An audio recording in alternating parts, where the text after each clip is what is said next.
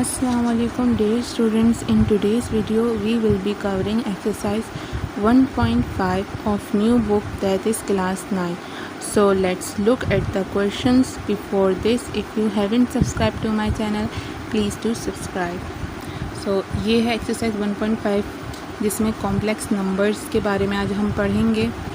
और जो real numbers थे वो हमने यूनिट के स्टार्टिंग में रियल नंबर्स की डेफिनेशन और उससे रिलेटेड क्वेश्चंस वो हमने कर लिए थे, जबकि जो कॉम्प्लेक्स नंबर्स हैं इसके बारे में आज हम जो है इंफॉर्मेशन कलेक्ट करेंगे, क्वेश्चंस को फिर सॉल्व करेंगे और समझने की कोशिश करेंगे कि किस तरह क्वेश्चन को अटैम्प्ट करें। सो स्टूडेंट, कॉम्प्लेक्स नंबर एक ऐसा नंबर होता है जो मतलब इसका एक पार्ट रियल नंबर होता है और जो दूसरा पार्ट होता है वो इमेजिनरी नंबर होता है। इमेजिनरी नंबर से मुराद मतलब इसका मतलब ये है कि ये ऐसा नंबर जो असल में एग्जिस्ट नहीं करता। इसकी एग्जांपल्स देखते हैं और इसकी डेफिनेशंस को समझते हैं। डेफिनेशन कॉम्प्लेक्स नंबर के बारे में पढ़ेंगे तो उसमें हमें रियल नंबर और इमेजिनरी नंबर के बारे में पता चल जाएगा। तो ये डेफिनेशन है कॉम्प्लेक्स नंबर। सो इसको पढ़ते हैं। A number of the form a plus iota b where a and b are real numbers and iota is an imaginary unit। जैसे ये एग्जाम्पल दिया है, आयोटा किसके बराबर है, इसकी जो वैल्यू होती है वो होती है √-1 is called a complex number and it is denoted by c, या फिर z कह सकते हैं। z इज इक्वल्स टू हो गए इन सारे नंबर्स कॉम्प्लेक्स नंबर के, ठीक है। तो इसमें ये बताया जा रहा है कि a और जो ये b है ये दोनों रियल्स नंबर हैं, ठीक है। a और b रियल नंबर है। आर रियल नंबर्स, ये क्या है, रियल नंबर्स। इसको अच्छी तरीके से याद कर लें, समझ लें।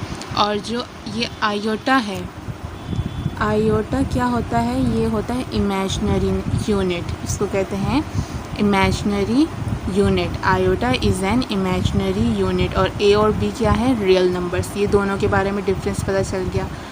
अब थोड़ा सा और पढ़ते हैं, जैसे कि आयोटा। अब ये आयोटा किसके बराबर होता है, ये इसकी वैल्यू क्या होती है, σ-1 is called a complex number. ये क्या कहलाते हैं, इसको क्या बोलते हैं, कॉम्प्लेक्स नंबर। तो ये इसकी एग्जाम्पल हो गई। तो स्टूडेंट्स, इसके आगे लेफ़्ट साइड पे, जैसे ये लेफ़्ट साइड पे जो नंबर होगा वो क्या कहलाता है, तो वो कहलाता है रियल पार्ट, ठीक है। लेफ़्ट साइड वाला नंबर रियल पार्ट कहलाता है और उसके साथ आयोटा ना लगा हो तब। और जो ये राइट साइड पे प्लस आयोटा बी है ये कहलाएगा इमेजिनरी पार्ट, या फिर आप इमेजिनरी यूनिट, इमेजिनरी पार्ट ही कहेंगे, ठीक है। सो ये कैसे पता चलेगा कि रियल पार्ट कौन सा है, इमेजिनरी पार्ट कौन सा है, जहाँ पे आयोटा मतलब ये आई की तरह का जो निशान या सिंबल ये लगा होगा वो इमेजिनरी पार्ट कहलाएगा, और जहाँ पर आयोटा नहीं होगा वो रियल पार्ट कहलाएगा, ठीक है। तो इतना आपको क्लियर हो गया होगा। जैसे कि a प्लस आयोटा b, अब जो a है और प्लस आयोटा b ये किसके बराबर जाएगा, z। तो ये पूरा क्या कहलाएगा, कॉम्प्लेक्स नंबर कहलाएगा। इसी के ऊपर एक और एग्जाम्पल दिए 3 + 4 आयोटा, तो ये किसके बराबर हो गया, z। तो ये क्या कहलाएगा, डिनोट हो रहा है z से। तो ये दोनों एग्जाम्पल्स आपको समझ आ गई होंगी। जहाँ पे आयोटा लगा होगा वो इमेजिनरी पार्ट या यूनिट कहलाएगा, और जहाँ पे रियल नंबर होगा वो, जहाँ पे मतलब आयोटा नहीं होगा वो रियल नंबर कहलाएगा। और जो सेकंड तरीका है वो है कॉम्प्लेक्स नंबर्स का लिखने का, वो है ऑर्डर्ड पेयर फॉर्म, ठीक है। ये ऑर्डर्ड पेयर फॉर्म दूसरा तरीका है। इस फॉर्म में भी लिखते हैं। अब जो ये दोनों फॉर्म्स हैं ये कैसे इसको मतलब ये क्या होती हैं, कैसे इसको लिखा जाता, कैसे हम इसको लिख सकते हैं, तो ये हम क्वेश्चन नंबर 1 जब हम सॉल्व करेंगे तब अच्छे से समझ आ जाएगा। तो क्वेश्चन नंबर 1 सॉल्व करते हैं, तभी ये दोनों तरीके आपको अच्छे से समझ आ जाएंगे। So write the following complex numbers in the form of a plus iota b, मतलब आपको कॉम्प्लेक्स नंबर को a प्लस आयोटा b में लिखना है। तो अब इसको किस तरह से लिखेंगे, मैं क्वेश्चन उतार देती हूँ सारे। उसके बाद कॉम्प्लेक्स नंबर्स को हमें क्या करना है, a प्लस आयोटा b के फॉर्म में लिखना है। तो ये दो ये देख लें, हेडिंग्स आ गई, ये क्वेश्चंस हैं और a प्लस बी आयोटा में कन्वर्ट करना है। ये जो सारे हैं ये कॉम्प्लेक्स पेयर फॉर्म है, और sorry ordered pair form. Ordered pair form देख लें किस तरीके से लिखे जाते हैं। अब a,2 और ये ब्रैकेट के अंदर है, तो ये पूरा जो है वो रियल पार्ट कहलाता है, ये इमेजिनरी पार्ट कहलाता है। ठीक है, ये याद रखना है आपको। इमेजिनरी पार्ट उससे कहते हैं जहाँ पे आयोटा लगा होता है। तो अब ऑर्डर्ड पेयर फॉर्म है, इसको क्या करना है, a प्लस आयोटा b में। तो 1 प्लस एज इट इज़ आ जाएगा, 1 बल्कि एज इट इज़ आ जाएगा, फॉर्मूले का प्लस, और आयोटा b जो है वो क्या हो जाएगा हमारा 2। तो 2 के साथ क्या लगा देंगे हम, आयोटा। तो ये मैंने आयोटा से लगा दिया, तो ये हमारा आंसर आ गया। इसको इस तरीके से लिखते हैं, बहुत इजी है। कॉम्प्लेक्स फॉर्म को किस तरह लिख सकते हैं, इस तरह। अब क्वेश्चन नंबर 2 है जिसमें 2,2 दिया हुआ है। तो 2 जो है वो इसको एज इट इज़ उतार देंगे और फॉर्मूले का प्लस आ जाएगा, और आयोटा b कह रहे हैं, मतलब हमें नंबर के साथ, रियल नंबर के साथ आयोटा लगाना है। तो हमने आयोटा लगा दिया, तो ये आंसर आ गया। सो ये कॉम्प्लेक्स नंबर्स को मैं किस में कन्वर्ट, मतलब किस फॉर्म में लिख रही हूँ, a प्लस आयोटा b में। अब 3 एज इट इज़ आ गया, फॉर्मूले का प्लस आ गया, और 4 ये फॉर्मूले का प्लस लिख लिया। यहाँ पे सब जगह फॉर्मूले का प्लस ही आया है। अब 4 के साथ क्या हो जाएगा, आयोटा b आ जाए, सॉरी आयोटा आ जाएगा, और ये आंसर आ गया। अब क्वेश्चन नंबर 4 करते हैं। इसके साथ -1 है, तो -1 एज इट इज़ आ जाएगा, फॉर्मूले का प्लस आ जाएगा, और जो 1 है उसको लिख देंगे हम लोग किसके साथ, आयोटा के साथ। तो ये आंसर आ गया। अब क्वेश्चन नंबर 5 सॉल्व करते हैं। ये सारे ऊपर नीचे हो गए, इसलिए मैंने यहाँ पे लाइंस ड्रॉ कर दी ताकि आपको डायरेक्ट आंसर्स देखने में आसानी हो, गिचपिच ना हो। तो ये क्वेश्चन नंबर 5 है, -2 के साथ है रियल नंबर, तो इसको एज इट इज़ उतार दिया। अब इमेजिनरी पार्ट उतारते हैं, मतलब जो आयोटा वाला है। 2 के साथ आयोटा लगा देंगे, तो ये क्या हो गया, इमेजिनरी पार्ट हो जाएगा। तो ये आंसर आ गया। लास्ट क्वेश्चन है इस पार्ट का 6, -3 एज इट इज़ आ जाएगा, प्लस फॉर्मूले का आएगा, और जो 4 है इसके साथ क्या आ जाएगा, आयोटा। तो ये इस तरीके से सॉल्व होने दें। कॉम्प्लेक्स नंबर्स को किस में करना था, a प्लस आयोटा b के फॉर्म में। और ये सब आते हैं MCQs में, क्वेश्चन सॉल्व करने नहीं देते। शॉर्ट जो हमारा वो होता है सेक्शन, इसमें नहीं आते हैं, ये सिर्फ MCQs में आते हैं। तो इसका डायरेक्ट इस तरह ही आंसर निकलता है। वो आपसे पूछ लेंगे कौन सा इसका आंसर है, आपको टिक करना होगा। सॉल्यूशन तो कुछ नहीं है, समझना होगा आपको। सो ये क्वेश्चन नंबर 2 है। क्वेश्चन नंबर 2 है, identify real and imaginary part of the following complex numbers.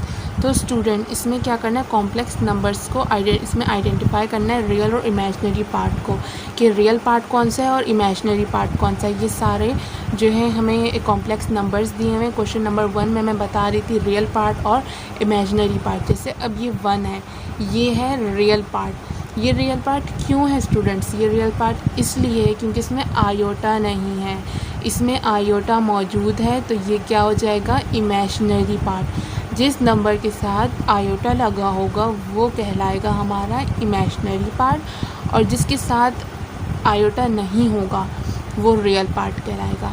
अब 9 और आयोटा दिया हुआ है, तो क्या हो गया, ये इमेजिनरी पार्ट हो गया। भले ये राइट साइड पे हो, लेफ़्ट साइड पे हो, लेकिन हमें बस ये देख के पता चल जाएगा जिसके साथ आयोटा लगा होगा वो इमेजिनरी पार्ट होगा। स्टूडेंट्स जैसे कि क्वेश्चन नंबर 3, इसको हमें सिंप्लीफाई करना होगा, फिर उसके बाद आंसर आएगा। तो अब पहले क्वेश्चंस को सॉल्व करते हैं।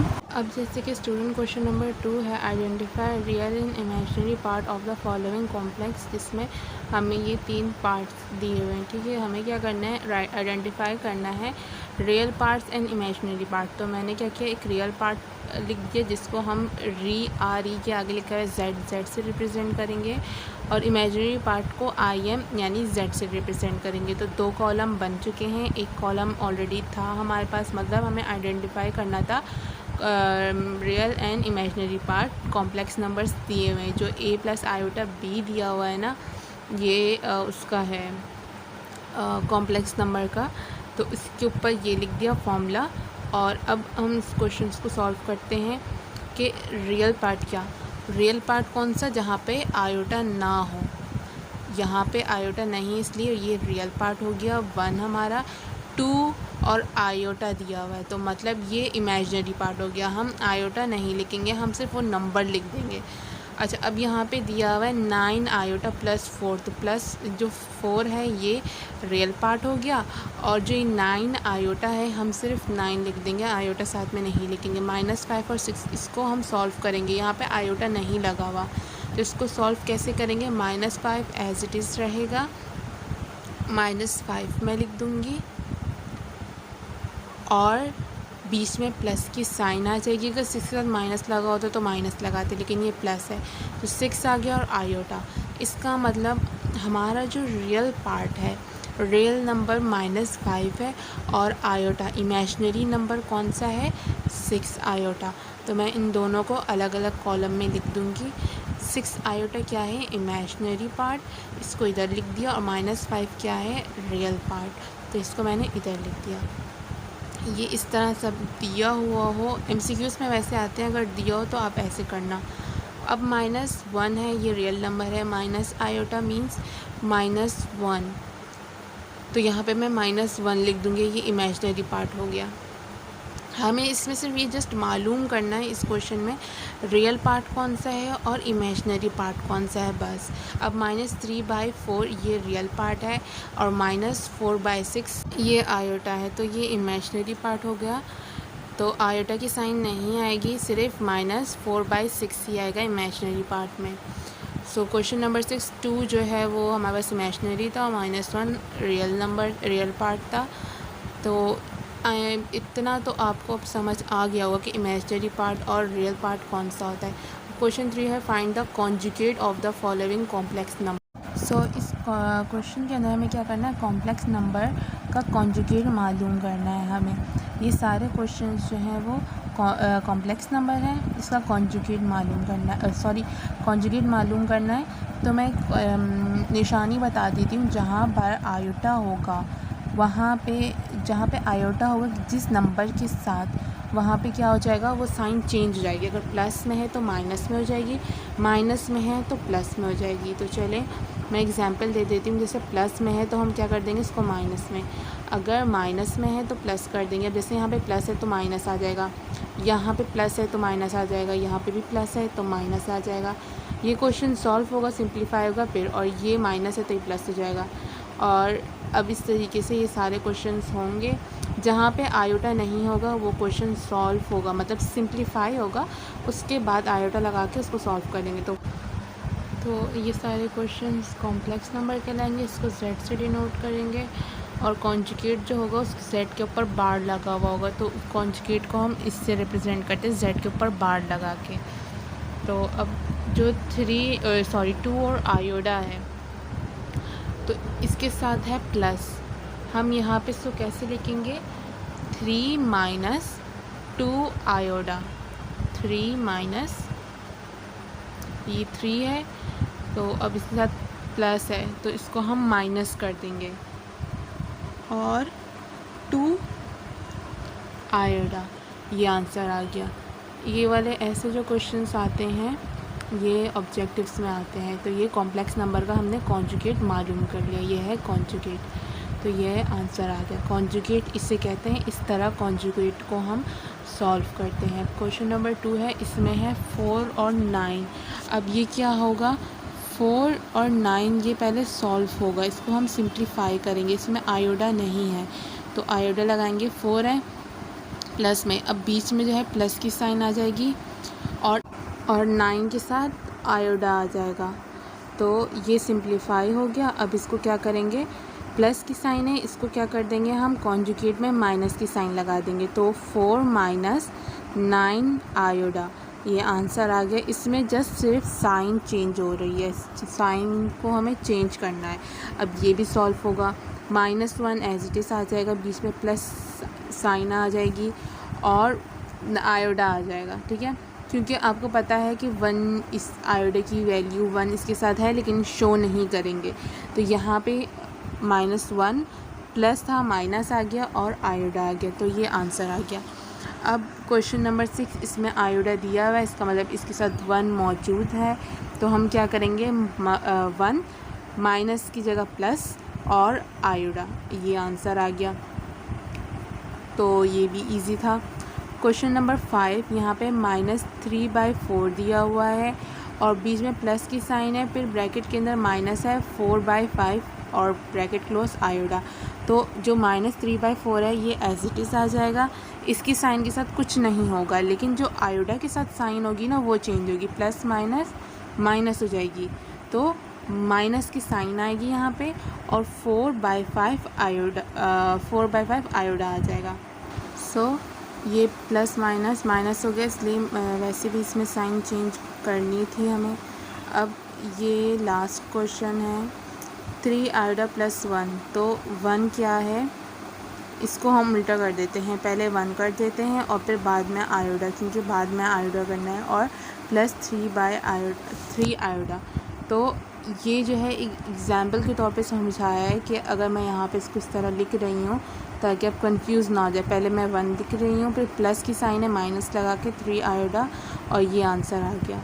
अब हम क्वेश्चन नंबर 4 है, इसमें हमें वेरीफाई करना है, वेरीफाई दैट z के ऊपर 2 दफ़ा बार है। ठीक है, तो इसका मतलब कॉन्जुगेट का कॉन्जुगेट मालूम करना होगा, तो ये किसके बराबर हो जाएगा, z के। For the following complex numbers, मतलब z के ऊपर 1 दफ़ा बार हुआ, मतलब z का कॉन्जुगेट, फिर एक और बार आ गया तो मतलब उसका भी कॉन्जुगेट, तो इक्वल्स टू z के हो गया। For the following complex numbers, तो हमें कॉम्प्लेक्स नंबर का कॉन्जुगेट मालूम करना है, वो भी 2 दफ़ा, 2 बार लगे होंगे z के ऊपर, मतलब 2 दफ़ा, 1 बार लगा होगा तो मतलब 1 दफ़ा। अब क्वेश्चन को सॉल्व करते हैं और समझते हैं, वरना इसी तरह आपको समझ आएगा। अब देखिए, ये 1 बार लगाना, इसका मतलब 1 दफ़ा कॉन्जुगेट मालूम करना है, लेकिन अगर ये इस तरह एक और हो, इसका मतलब ये 2 दफ़ा इसका कॉन्जुगेट मालूम करना है, ये पूरा किसके बराबर जाएगा, z के, मतलब जो हमारा आंसर आएगा वो z के बराबर हो जाएगा। तो चलिए क्वेश्चन को सॉल्व करते हैं। क्वेश्चन नंबर 1, सो स्टूडेंट ये क्वेश्चन नंबर 1 है, 4/7 प्लस और ब्रैकेट के अंदर 9/10 और आयोडा लगा हुआ है। ठीक है, इनका क्या करना है, हमें 2 बार कॉन्जुगेट मालूम करना है। तो जहाँ पे आयोडा लगा होगा उस साइड, मतलब उस साइड जो साइन होगी वो चेंज होगी, जैसे प्लस में माइनस हो जाएगा। अब ये यहाँ पे वेरिफिकेशन, क्योंकि हमें वेरीफाई करना है इसलिए मैं वेरिफिकेशन लिख रही हूँ। अब उसके बाद अब मैं इसको क्या करूँगी, z के बराबर कर दूँगी। सबसे पहले z के बराबर इस तरह करूँगी कि 4/7 लिखूँगी, प्लस और 9 ब्रैकेट के अंदर 9/10 ब्रैकेट क्लोज और कॉन्जुगेट लिख दिया। ठीक है, सॉरी आयोडा, कॉन्जुगेट नहीं है, आयोडा लगा दिया। अब मुझे क्या करना है, इसको फर्स्ट जो है इसका कॉन्जुगेट मालूम करूँगी। इसका मतलब फ़र्स्ट कॉन्जुगेट होता है जब z के ऊपर 1 बार होता है, तो z के ऊपर बार लगा के नीचे 1 लिख के और इसका फर्स्ट कॉन्जुगेट मालूम करेंगी। वो किस तरह, ये देख लीजिए गौर से, 4/7 एज इट इज़ रहेगा। अब यहाँ प्लस है ना, ये माइनस हो जाएगा और 9/10 एज इट इज़ आ जाएगा और इसके साथ कॉन्जुगेट वॉल्यूम बार आयोडा आ जाएगा। सो ये फर्स्ट कॉन्जुगेट मालूम कर दिया। अब सेकंड कॉन्जुगेट में क्या करना है, 2 दफ़ा बार लगाना है z के ऊपर, नीचे 2 लिखना है, इज इक्वल्स टू 4/7 और माइनस की साइन लगाई थी ना, अब प्लस कर देंगे और 9/10 आयोडा, ये आंसर आ गया। इस तरह कॉन्जुगेट का कॉन्जुगेट इस तरह निकालते हैं। अब समझ आ गया होगा कि पहले हमने कॉन्जुगेट निकाला, उसमें माइनस की साइन लगाई, फिर प्लस की। देखें फर्स्ट z है, z वाले को देखें और लास्ट वाला जो कॉन्जुगेट निकला है उसको देखें, दोनों सेम है। तो इसका मतलब ये क्या हो गया, आयोडा का जब आयोडा निकाला तो किसके बराबर हो गया, z के। जो ऊपर क्वेश्चन में दिया हुआ है कि ये दोनों बराबर होते हैं किसके, z के।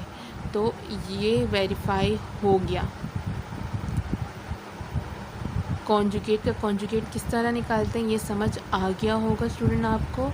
ये देखें, ये पहले वाले को देखें कैसा है, बिल्कुल। फिर सेकंड और फर्स्ट और सेकंड को देखें। हमें क्या कहा था क्वेश्चन में, z का जो कॉन्जुगेट है उसका कॉन्जुगेट निकालना है। तो जो z है ये बराबर है किसके, सेकंड वाले से, ये बराबर हो गया। अब क्वेश्चन नंबर 2, इसमें भी हमें कॉन्जुगेट का कॉन्जुगेट निकालना है। तो ब्रैकेट के अंदर -9/11 है, बीच में प्लस है, और 10/9 है ब्रैकेट के अंदर, और आयोडा है। तो z के बराबर पहले मैं इनको कर दूंगी, इसी तरह कॉपी कर दूंगी।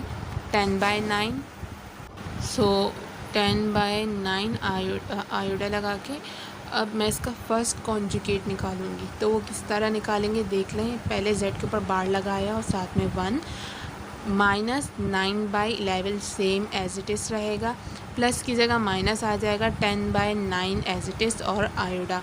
ये फर्स्ट कॉन्जुगेट निकल गया। अब सेकंड कॉन्जुगेट निकालते हैं। तो 2 बार आ जाएंगे ऊपर और नीचे 2 लिख देंगे। अब -9/11 एज इट इज़ रहेगा, माइनस की जगह प्लस, साइन चेंज करना है बस, सिर्फ ये इसमें साइन चेंज करना है, कुछ नहीं करना। अब ये वेरीफाई हो गया है। जो हमारा सेकंड कॉन्जुगेट है, ये सेकंड कॉन्जुगेट देखे इस वाले से बिल्कुल मैच कर रहा है, ये हमने वेरीफाई कर दिया। देखिए क्वेश्चन में जो पूछा गया था बिल्कुल वैसे एज इट इज़ किया। जो z के ऊपर 2 दफ़ा बार है, मतलब z का कॉन्जुगेट और उसका कॉन्जुगेट वो z के बराबर हो गया। अब क्वेश्चन नंबर 3 करते हैं। इसमें है 1/2 -3 आयोडा। तो इसको सबसे पहले क्या करेंगे, वो z के बराबर कर देंगे, 1/2 -3 आयोडा। अब इसका फर्स्ट कॉन्जुगेट निकालेंगे, फिर सेकंड। तो 1/2 माइनस की जगह प्लस 3 आयोडा आ गया। अब सेकंड कॉन्जुगेट क्या करेंगे, 2 दफ़ा इसके ऊपर बार लगा देंगे जब सेकंड कॉन्जुगेट निकालेंगे, सॉरी हाँ कॉन्जुगेट। अब 1/2 -3 आयोडा।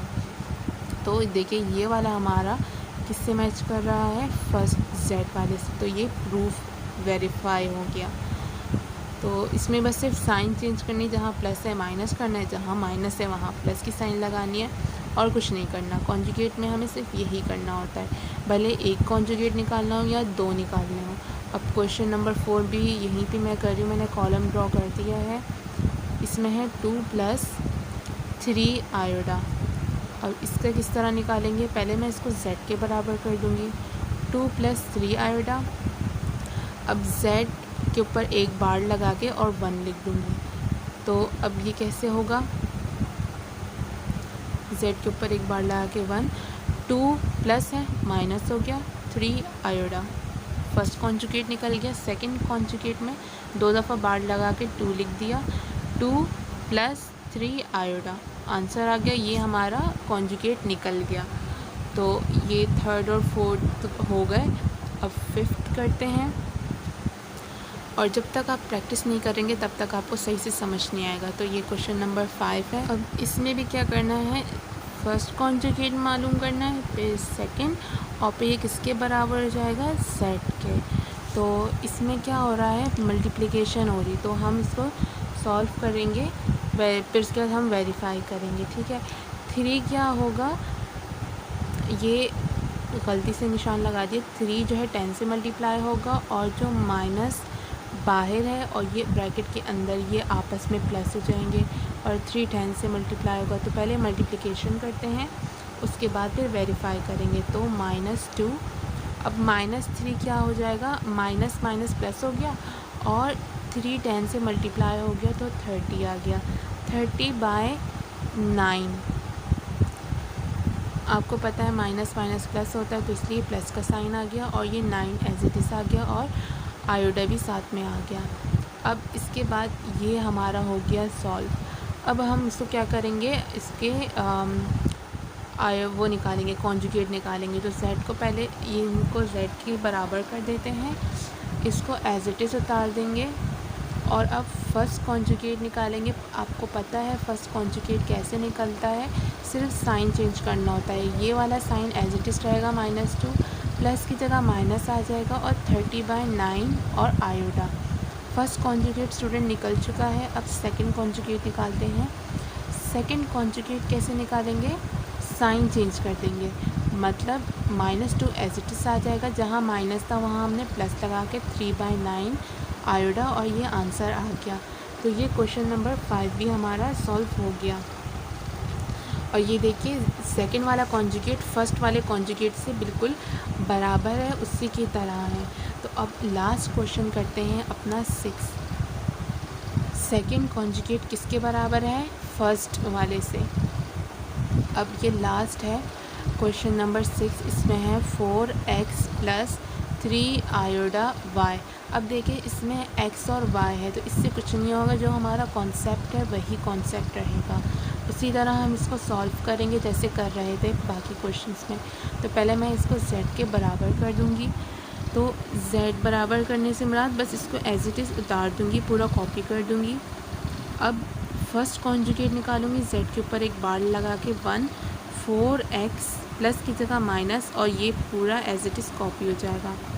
अब सेकंड कॉन्जुगेट के ऊपर 2 दफ़ा बार आ जाएगा और नीचे 2, 4x और माइनस की जगह प्लस आ जाएगा और 3 आयोडा y। ये आंसर आ गया।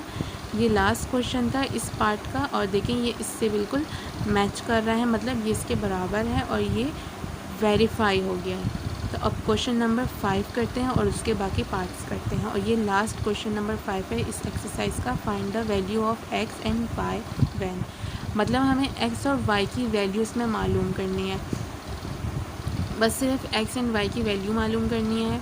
तो क्वेश्चन नंबर मैं 1 लिख देती हूँ। किस तरह मालूम करनी है, x + y iota is equals to -5 + 5 iota. ठीक है, ये हमारा पूरा क्वेश्चन है।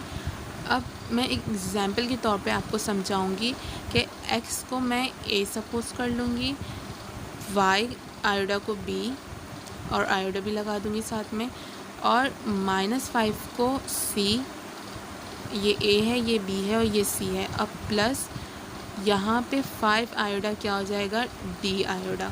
ठीक है, तो अब हमें क्या करना है कि रियल नंबर एक साइड पे करने हैं और इमेजिनरी नंबर एक साइड पे करने हैं, मतलब x और -5 a और c रियल नंबर्स हैं तो ये एक साथ हो जाएंगे, और b आयोडा और d आयोडा एक साथ आ जाएंगे। तो ये एक जैसे, मतलब एक जैसे नंबर एक साथ कर लेंगे हम, क्योंकि दोनों में आयोडा लगा हुआ है, इन दोनों को एक साथ कर लिया। x और -5 के पास आयोडा नहीं है, ये रियल नंबर है, इसलिए इनको एक साइड पे कर दिया। स्टूडेंट ये जो है वो जो मेथड कहलाता है इक्वालिटी मेथड कहलाता है। ये रियल नंबर है, और ये वाला साइड वाला क्योंकि इसमें आयोडा नहीं है इसलिए ये रियल नंबर है, और ये इसमें आयोडा है तो ये क्या होगा, इमेजिनरी नंबर्स। तो ये इक्वालिटी मेथड कहलाता है। इस इक्वालिटी मेथड के ज़रिए हम x और y की वैल्यू मालूम कर सकते हैं। तो ये एग्जाम्पल आपको उम्मीद है अच्छे से समझ आ गई होगी। रियल नंबर एक साइड पे हो जाएंगे और इमेजिनरी नंबर्स अलग हो जाएंगे, तब x और y की वैल्यू मालूम हो जाएगी। ये कौन सा मेथड कहलाता है, इक्वालिटी मेथड। हो सकता है ये MCQs में पूछ लें इक्वालिटी मेथड क्या होता है या उसमें क्या होता है, इसको किस तरह करते हैं। रियल नंबर को एक साइड कर लेते हैं और इमेजिनरी नंबर को एक साइड। तो क्वेश्चन 1 को सॉल्व करते हैं। ये बीच वाली जो है वो सिर्फ जस्ट एक एग्जाम्पल है। तो क्वेश्चन 1 को किस तरह सॉल्व करेंगे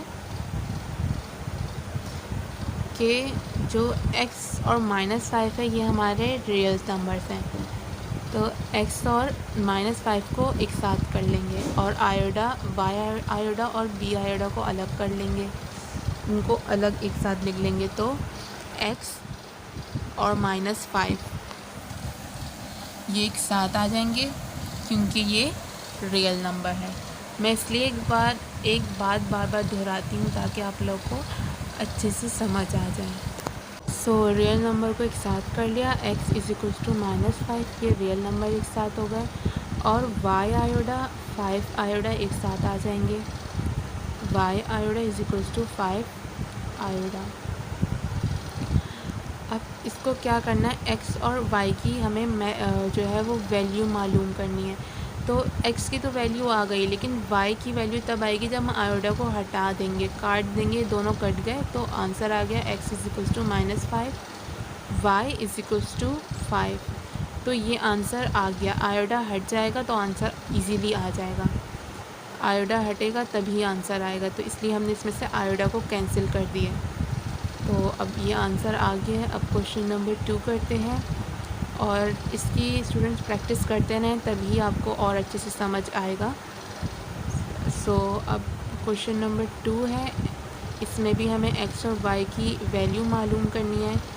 x प्लस आयोडा y, इसके ऊपर स्क्वायर है, और 16/9 प्लस 4/25 आयोडा। अब क्या करना है, हमें x की वैल्यू मालूम करनी है, तो हम क्या करेंगे, रियल नंबर को एक साथ कर लेंगे। ये रियल नंबर्स है, इनके पास आयोडा नहीं है, और ये इमेजिनरी नंबर है इसलिए इनके पास आयोडा है, तो इनको अलग अलग कर देंगे। जैसे क्वेश्चन 1 में किया था इसी तरह क्वेश्चन नंबर 2 में भी करेंगे। तो अब क्या करना है कि हमने रियल नंबर और इमेजिनरी नंबर को दोनों को अलग अलग कर दिया। x के ऊपर यहाँ पे देखिए स्क्वायर है, और यहाँ पे भी y के ऊपर स्क्वायर है, तो हम इन दोनों में क्या करेंगे, रूट लगा देंगे।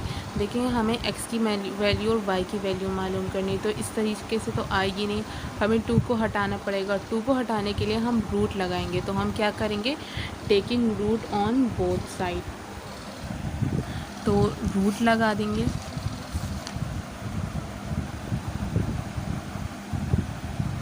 Taking root on both side, मैं कॉलम ड्रॉ कर दूंगी। अब यहाँ पे भी taking root on both side, दोनों को मैं एक साथ सॉल्व करके बताऊंगी, और बहुत इजी है। जब तक आप प्रैक्टिस नहीं करेंगे तब तक कुछ भी समझ नहीं आएगा अच्छे से, और ख़ुद से फिर आप नहीं कर सकते।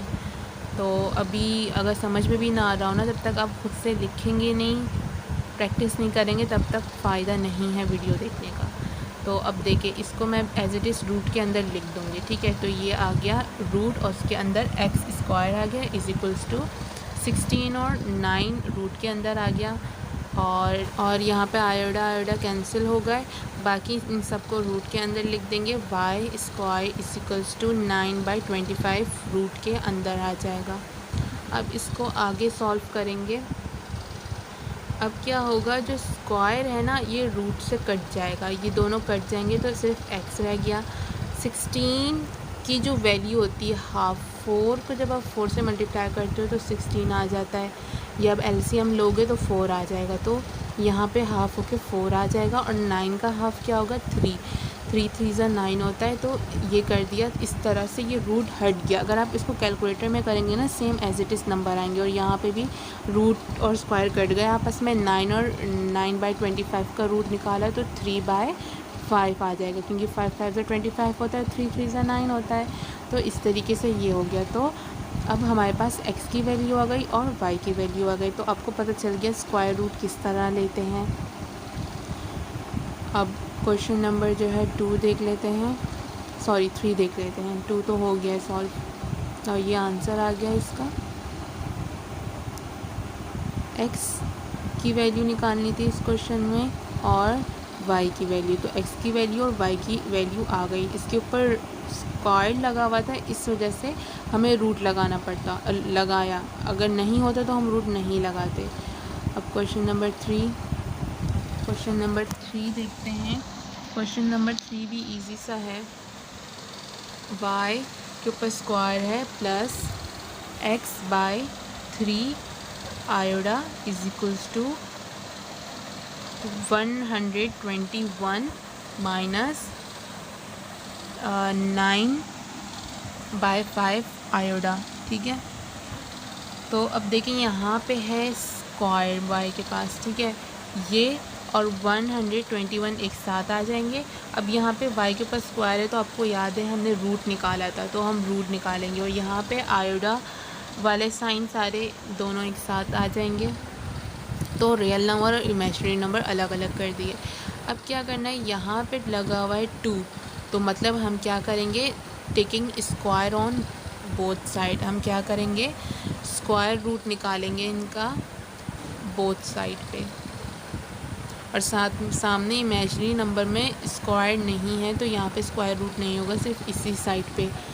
देखिए यहाँ पे नहीं है, 2 नहीं लिखा हुआ, इसका मतलब यहाँ पे स्क्वायर रूट नहीं लगेगा, सिर्फ यहाँ होगा। तो पहले इसको सॉल्व कर लेते हैं, एज इट इज़ ये आ जाएंगे। और 121 का स्क्वायर रूट, अब क्या करना है कि 2 और स्क्वायर रूट कट गए y, और 121 का स्क्वायर रूट आ जाएगा 11 को जब आप 11 से मल्टीप्लाई करेंगे तो 121 आपके पास आंसर आ जाएगा।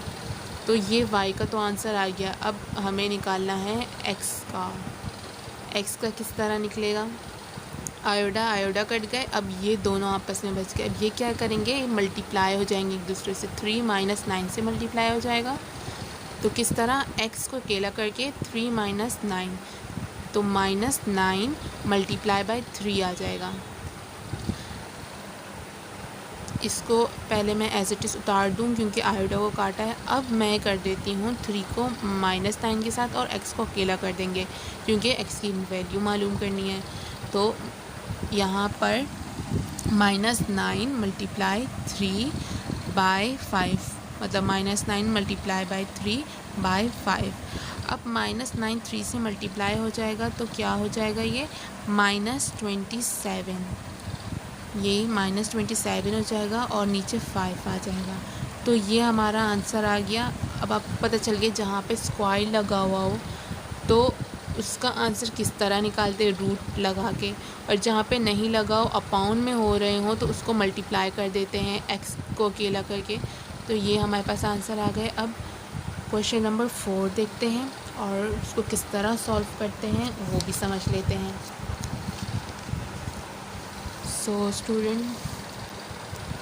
सो यहाँ पे मैं क्वेश्चन नंबर 4 कॉपी कर रही हूँ।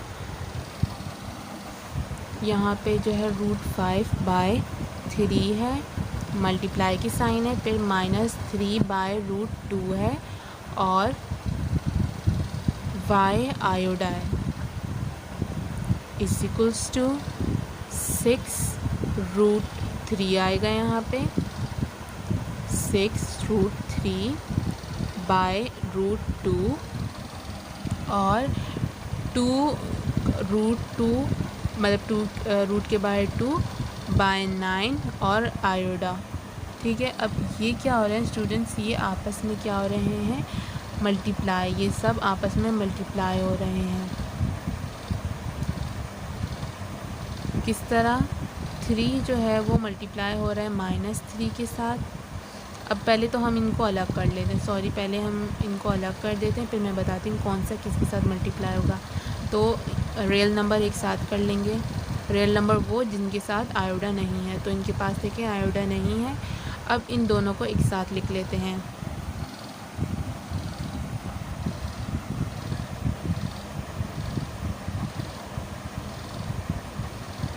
थोड़ा सा करीब लिख लेती हूँ मैं इनको।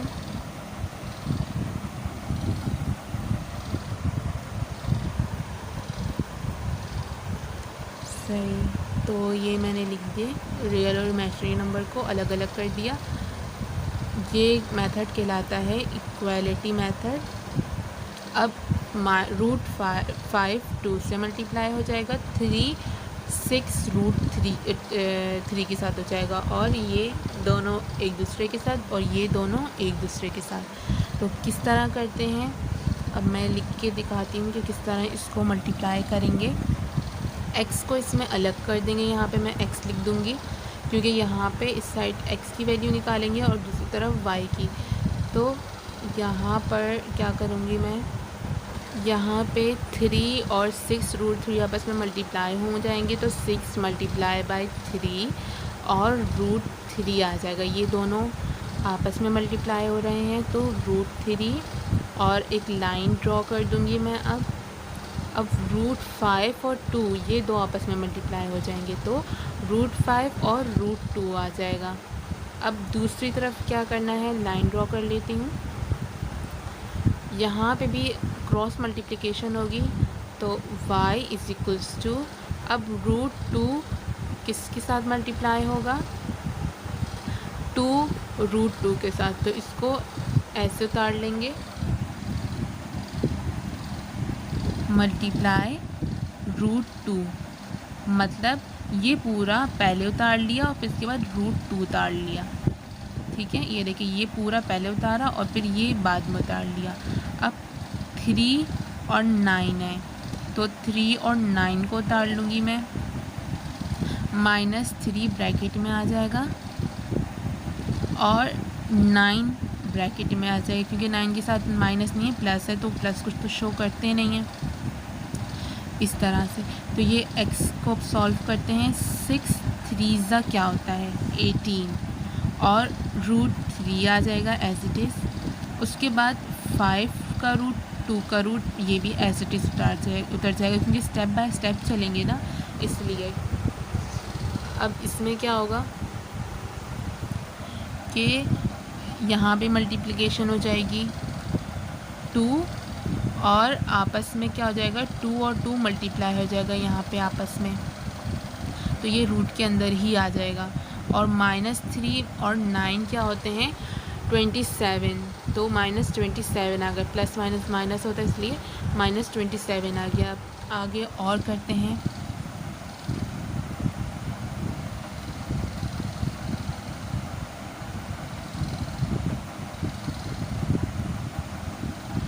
अब बारी आती है 18 √3, इसको एज इट इज़ रहने देंगे। नीचे वाले जो √5 और √2 हैं ये मल्टीप्लाई हो जाएंगे, तो ये मल्टीप्लाई होके 10 इनका आंसर आ जाएगा। ठीक है, तो ये आ गया आंसर x का, ये आगे और सॉल्व नहीं हो सकता, 3 का रूट निकल नहीं सकता, पॉइंट में आएगा, तो भाई ये आगे और लंबा तो नहीं होगा ये सॉल्व। अब ये इसको सॉल्व करेंगे, 2 2 4 होता है, इसलिए 2 के ऊपर मैंने क्या लगा दिया, एक और 2, मतलब स्क्वायर। अब नीचे लाइन लगा के इसके -27 लिख दूँगी, -27। ठीक है, अब क्या होगा ये कि और ये सॉल्व होगा एक स्टेप और। इसमें क्या हो जाएगा कि जो 2 है ये इससे कट जाएगा, तो 2 और 2 आपस में मल्टीप्लाई हो जाएंगे, 2 2 रहेगा, तो ये आपस में मल्टीप्लाई हो जाएंगे और लाइन डाल के -27 लिख दूँगी मैं। अब 2 2 क्या होता है, 4, तो लास्ट स्टेप में इसको मैं करूँगी y इज इक्वल्स टू -27, तो एज इट इज़ रहेगा, बस ऊपर के जो 2 नंबर है वो मल्टीप्लाई हो जाएंगे। y is equals to 2 2 4 upon -27, तो ये हमारे पास आंसर आ गया इसका b। तो अब मैं इस पूरे सॉल्यूशन को फिर से एक दफ़ा एक्सप्लेन कर देती हूँ। इन दोनों के आंसर बराबर लिख दूँ पहले। यहाँ पे जो है x की वैल्यू क्या आई है हमारे पास, 18 √3/10, ये x की वैल्यू आ गई, और y की जो वैल्यू थी वो 4, y इज इक्वल्स टू 4/-27। तो उम्मीद है स्टूडेंट्स आपको बहुत अच्छे से समझ आ गया होगा, और मैं यही कहूँगी कि आप प्रैक्टिस करें इस क्वेश्चंस की, तभी आपको समझ आएगा। अब देखिए यहाँ पे क्या हो रही थी, क्रॉस मल्टीप्लिकेशन हो रही थी। रूट ये पूरा हमने पहले इसको अलग कर दिया, रियल नंबर को और इमेजिनरी नंबर को। उसके बाद 3 6 वाले के साथ मल्टीप्लाई हो रहा था, मतलब नीचे वाला ऊपर वाले के साथ हो रहा था पूरा, और ये इस तरह हमने इसको फिर लिख दिया। ठीक है, और √5 2 के साथ हो रहा था। फिर उसके बाद हमने इन दोनों को मल्टीप्लाई किया तो 18 आया, और √3 एज इट इज़ उतर गया, और ये दोनों भी एज इट इज़ उतर गए। फिर 18 आया और √3 उतरा। 5 और 2 को मल्टीप्लाई किया, 10 हो गए, 5 2 10, और इस तरह ये आंसर आ गया। और सामने वाला किस तरह इमेजिनरी नंबर को किस तरह हमने सॉल्व किया था, पहले हमने क्या किया, इसको एज इट इज़ उतार के और यहाँ पे जो आयोडा है ना ये आपस में कट गए, मैंने काटे नहीं लेकिन ये कट गए, ठीक है। तो ये कट गए, अब क्या हुआ, इनको क्रॉस में मल्टीप्लाई किया, -3 9 के साथ हो गया और √2 दूसरे ऊपर वाले से हो गया। तो इस तरह से ये क्या हो गया, इन दोनों को एक साथ रूट के अंदर लिख दिया। -3 9 से मल्टीप्लाई हो गया तो -27 आ गया। और फिर y = 2 का √2, मतलब हमने क्या किया, 2 के ऊपर 2 लगा दिया, स्क्वायर लगा दिया, 4 हो जाता है। इसलिए हमने पहले इस तरह किया, डायरेक्ट इसको सॉल्व नहीं कर सकते, इसलिए हमें ये लिखना पड़ा। 2 2 ज़ा 4 होता है, या फिर आप 2 के ऊपर 2 लगा दो तो 4 आंसर आ जाएगा। तो हमने रूट को काटना था, रूट को काटने के लिए हमने इसको इस तरह किया और फिर -27 लिख दिया। उसके नीचे किस तरह, जब हमने रूट को काटा तो किस तरह, देखिए हमने किस तरह किया, y = 2 दोनों को ब्रैकेट में लिख दिया। इसका मतलब ये होता है कि ये आपस में मल्टीप्लाई हो जाएंगे, तो ये मल्टीप्लाई हो गए। जब 2 से मल्टीप्लाई हुआ तो आंसर आया 4 और -27। तो ये इस तरीके से हो गया, तो y और x की वैल्यू भी आ गई। सो स्टूडेंट, आज हमने एक ही वीडियो के अंदर एक्सरसाइज 1.5 को कंप्लीट किया है सॉल्व। उम्मीद है कि आपको वीडियो अच्छी लगी होगी। अगर आपने अभी तक मेरा चैनल सब्सक्राइब नहीं किया तो डू सब्सक्राइब और बेल आइकन को ज़रूर प्रेस करें ताकि मेरी हर न्यू वीडियो आप तक पहुंच जाए टाइम पे। वीडियो को लाइक करें, शेयर करें एंड कमेंट करें। Thank you. अल्लाह हाफिज़।